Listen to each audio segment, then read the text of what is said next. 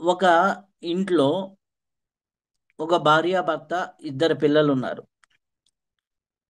ఒక పిల్లవాడు నెలల పిల్లవాడు, 3 నెలలు 4 నెలలు.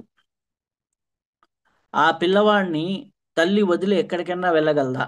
ఈవెన్ దో వాష్రూమ్కైనా ఏదైనా వెళ్ళాలి అంటే ఆ పిల్లవాడు నిద్రపోయినప్పుడు మాత్రమే చేయగలుగుతుంది. ఆ పిల్లవాడు ఎటు వెళ్తున్నాడు అనేది 24 అవర్స్ అబ్జర్వ్ చేస్తూనే ఉంటుంది. ఒక 6 నెలలు వచ్చి దోగాడుతూ ఉంటే ఆ పిల్లవాడు ఏం లాగుతున్నాడు అని అబ్జర్వ్ చేస్తూనే ఉంటుంది. అవును కదా, ఇది సహజం కదా. అలాగే కొద్దిగా పెద్ద పిల్లవాడు ఉన్నాడు, ఒక 6 ఏళ్ళు 7 ఏళ్ళ పిల్లవాడు. వాడికి తల్లి ఏం చేస్తుంది? హాల్లో ఆడుకుంటున్నాడు, లేకపోతే ఇది చదువుకోరా, ఇది ఆడుకోరా, లేకపోతే ఈ టీవీ చూసుకోరా అని తన పనులు తాను చేసుకోగలుగుతుంది. ఈ లోపల భర్త వచ్చాడు. భర్తకి పిల్లలు ఏడుస్తుంటే భర్తను కూడా పట్టించుకోదు. చిన్న పిల్లవాడు ఏడుస్తుంటే ఇంకా అసలు పట్టించుకోదు. పెద్ద పిల్లవాడు ఏదైనా మారాన్ చేస్తుంటే కొద్దిగా సర్ది చెప్పగలుగుతుంది, కానీ చిన్నపిల్లవాడు మారం చేస్తుంటే ఎత్తుకొని తల్లి పరిగెత్తుతుంది.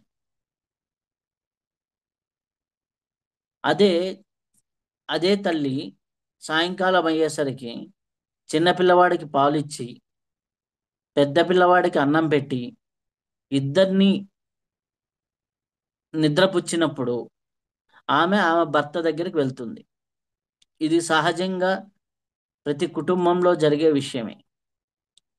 అయితే ఇక్కడ ఏంటి, చిన్నపిల్లవాడెవరు పెద్ద పిల్లవాడెవరు? కంట్రోల్ చేయలేని చిన్నపిల్లవాడు మీ మనస్సు. కొద్దిగా అవగాహనతో కంట్రోల్ చేయగలిగేటటువంటి పెద్ద పిల్లవాడు మీ బుద్ధి.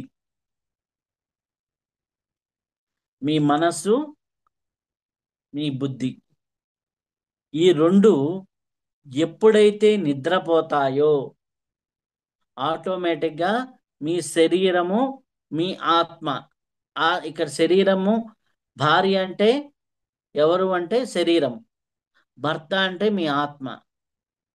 ఈ శరీరము ఆత్మ ఒక్కటవుతాయి. ఈ రెండు క్లోజ్ అయినప్పుడు మాత్రమే ఈ రెండు ఒకటవుతాయి. మనసుతో అల్లర్లు గిల్లర్లు చిన్నపిల్లవాడి తత్వంలో ఉంటాయి. దానికి ఒక విచక్షణ జ్ఞానం ఉండదు. ఏది లాగాలో ఏది పీకాలో తెలియదు చిన్నపిల్లవాడిలాగా.